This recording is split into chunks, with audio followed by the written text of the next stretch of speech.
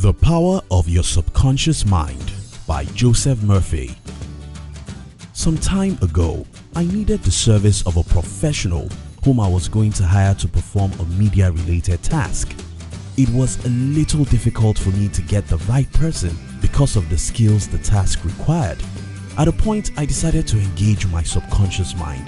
Suddenly, I remembered a young lady we had worked together before. I looked for her contact, but ouch, I couldn't get anyone who knows her contact. I then focused my mind on getting her and giving her the job. Somehow, couples of days later, she appeared at our office. That looks magical? Probably not. You can call it law of attraction or whatever you think it. The truth is, our mind is far more powerful than many of us realize. The first lesson in the power of your subconscious mind is your subconscious mind is powerful enough to create your desired life. Use it well. By the way, if this is your first time on our channel, welcome and consider subscribing because we'll help you to read all the world's best books under 7 minutes. Let's move to the second lesson. King Solomon is considered to be the wisest man of his time, yet he, as a man thinketh in his heart, so he is.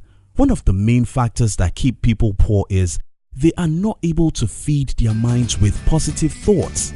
This could be interpreted to mean that a man who thinks he is poor will be poor, and a man who thinks he is rich will certainly be rich.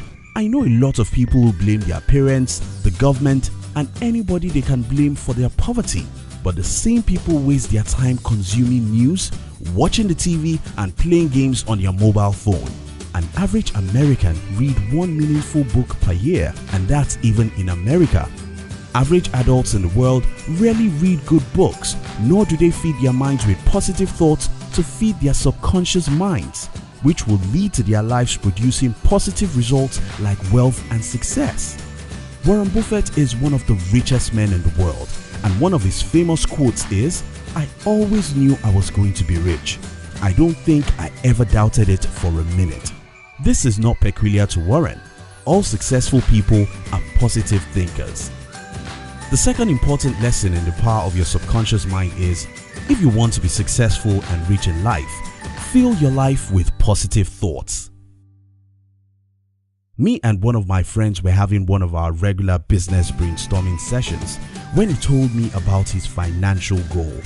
However, before then, he had told me about how he was telling someone else about his previous financial goals and the person doubted him. Have you shared your goals with doubting Thomas before? I'd like to know in the comment. One major thing my friend knows how to use more than anyone I know is the ability to set and visualize his goals. Visualizing your goals propels your subconscious mind towards the ingredients that will be used to achieve such goals. If you enter my friend's room, for instance, posted on the walls of his room, this is to help him visualize his goals. In order to achieve anything significant in life, you have to be able to visualize your goals with passion.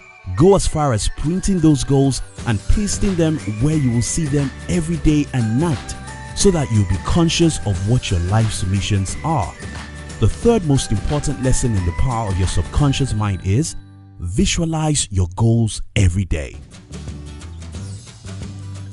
2017-2018 season has been a great season for the Pep Guardiola-led Manchester City football team. They started the season strong and they've broken a record to be the first Premiership team to get 100 points in a season. One of the toughest matches they had was against their arch-rivals Manchester United. In fact, if they had won that match, they would have been crowned the king of the season. However, after the first half, United was losing 2-0, and there came the opportunity Jose Mourinho, the coach of Manchester United, was waiting for to turn the fortune of his team around. Mourinho had to speak to the hearts of his players not to allow fear ruin their reputation. One of the Manchester United players who revealed this after the match said that Mourinho told them how they would just look like clowns watching their arch-rivals collect the trophy. With those words, they were able to replace their fears with positive thoughts and eventually won the game. The fourth lesson in the power of your subconscious mind is to succeed in life, you must replace your fears with positive thoughts. I heard the story of a woman who was fired by her boss. This lady was a prophet of doom, and she predicted her own sack with her mouth. It happened that she was going home on a Friday. She jokingly said she could be fired soon. And guess what? She was fired the next week after she made the joke. This sounds superstitious, right? Maybe. But you see, most of the times we attract our lives whatever we allow to dominate our thoughts. Maybe you don't believe in the law of attraction, but if you look objectively at your life, you'll see obviously that your life is nothing but the combination of your dominating thoughts. The fifth lesson in the power of your subconscious mind is your dominant thoughts will determine your success or failure in life. Now let's discuss. What lessons do you think I missed in this book? What points would you like to add? Which other good books would you like our team to summarize next?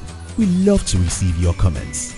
If you love this summary, our team will be very happy if you can like this video and share it with your friends on social media. And if you've not subscribed to our channel, subscribe now and turn on the notification because we'll help you to read all the best books in the world within 7 minutes. Kindly watch the next video we recommend to you on your screen right now. We love you.